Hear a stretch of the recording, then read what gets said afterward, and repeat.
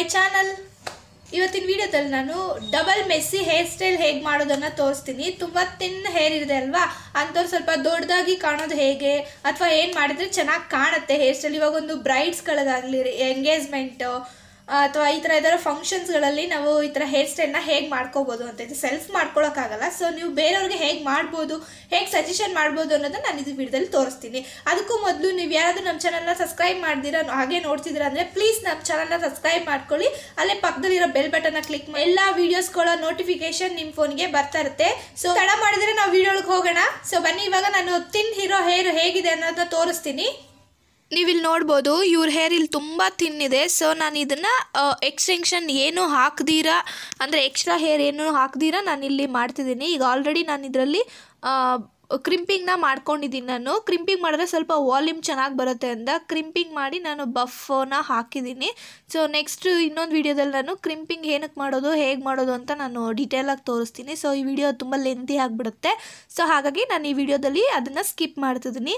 ಬಫ್ನ ಹಾಕ್ಕೊಂಡು ಆ ಚಿಕ್ಕ ಚಿಕ್ಕ ಹೇರ್ನೆಲ್ಲ ನಾನು ಸೇರಿಸ್ತೀನಿ. ಅಂದರೆ ತುಂಬ ಕೂದಲು ಗಾಳಿಗೆಲ್ಲ ಆಚೆ ಈಚೆ ಬಂದಿರುತ್ತಲ್ಲ ಚಿಕ್ಕ ಚಿಕ್ಕದು, ಅದು ಸೇರೋದಿಲ್ವಲ್ಲ, ಅದಕ್ಕೆ ನಾನು ಒಂದು ಸ್ಪ್ರೇನ ಹಾಕಿ ಅದಕ್ಕೆ ನಾನು ಅದನ್ನು ಫುಲ್ಲು ಫ್ಲ್ಯಾಟ್ ಮಾಡ್ತೀನಿ. ಆ ಹೇರು ಮತ್ತೆ ಎದ್ದೊಳ್ದಿರೋ ಹಾಗೆ ನಾನು ಅದನ್ನು ಲಾಕ್ ಮಾಡ್ತಿದ್ದೀನಿ. ಓಕೆನಾ. ಸೊ ಇಲ್ಲಿ ನೀವು ನೋಡ್ಬೋದು, ನಾನು 2 ಸೈಡ್ ಪಾರ್ಟಿಷನ್ ತೊಗೊಂಡಿದ್ದೀನಿ. ಸೊ ಇದು ಡಬಲ್ ಮೆಸ್ಸಿ ಹೇರ್ ಸ್ಟೈಲ್ ಆಗಿರೋದ್ರಿಂದ ಸೊ ನಾನು 2 ಸೈಡು ಪಾರ್ಟಿಷನ್ ತೊಗೊಂಡಿದ್ದೀನಿ. ಸೊ ಕ್ರಿಂಪಿಂಗ್ ಮಾಡೋದ್ರಿಂದ ಆದಷ್ಟು ಹೇರ್ ತುಂಬ ವಾಲ್ಯೂಮ್ ಚೆನ್ನಾಗಿ ಬರುತ್ತೆ. ಸೊ ಹಾಗಾಗಿ ಇದಕ್ಕೆ ನಿಮಗೆ ಆದಷ್ಟು ರಬ್ಬರ್ ಬೆಂಡ್ಸ್ ಜಾಸ್ತಿ ಬೇಕಾಗುತ್ತೆ. ನೀವು ದೊಡ್ಡದಾದರೂ ಯೂಸ್ ಮಾಡ್ಕೊಬೋದು, ಇಲ್ಲಿ ನಾನು ತೋರಿಸ್ತೀನಲ್ಲ ಆ ಥರದ ಯೂಸ್ ಮಾಡ್ಬೋದು. ಇಲ್ಲಾಂದರೆ ಡಿಸ್ಕೋ ರಬ್ಬರ್ ಚಿಕ್ಕದು ಬ್ಲ್ಯಾಕ್ ಕಲರ್ ಬರುತ್ತಲ್ಲ ಅದನ್ನು ಕೂಡ ಯೂಸ್ ಮಾಡ್ಬೋದು.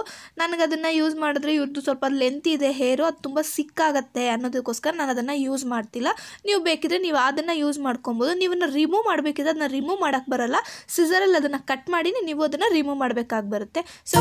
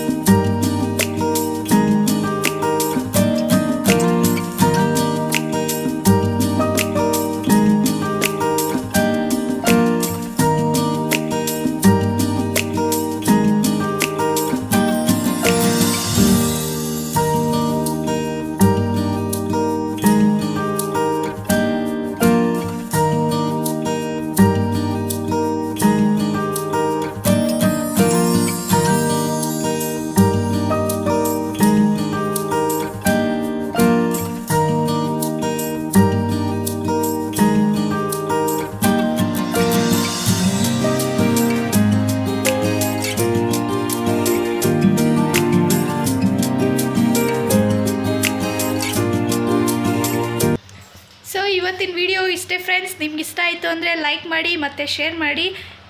ಇದರಲ್ಲಿ ಏನಾದರೂ ಕ್ವಶನ್ಸ್ ಇತ್ತಂದರೆ ಕೆಳಗಡೆ ಕಮೆಂಟ್ ಬಾಕ್ಸಲ್ಲಿ ಕಮೆಂಟ್ ಮಾಡಿ, ನಾನು ಅದು ರಿಪ್ಲೈ ಮಾಡ್ತೀನಿ. ಓಕೆ ಬಾಯ್ ಬಾಯ್.